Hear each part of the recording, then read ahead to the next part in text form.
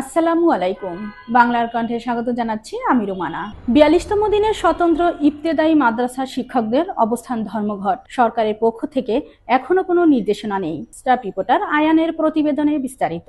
স্বতন্ত্র ইবতেদায়ী মাদ্রাসা শিক্ষকদের চলমান অবস্থান ধর্মঘট আজ ৪২তম দিনে গড়িয়েছে। দীর্ঘ এই আন্দোলন চললেও এখনো পর্যন্ত সরকার প্রধান উপদেষ্টার পক্ষ থেকে তাদের দাবির বিষয়ে কোনো নির্দেশনা বা আশ্বাস পাওয়া যাচ্ছে না।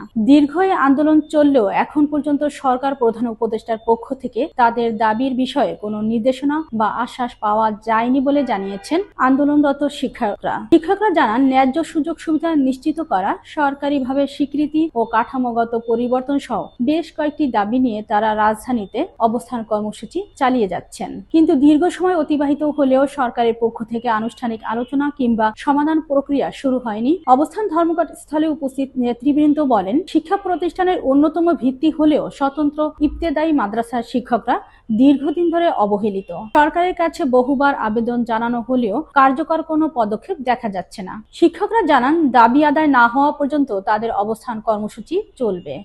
শিক্ষকদেরকে ৪২ বছর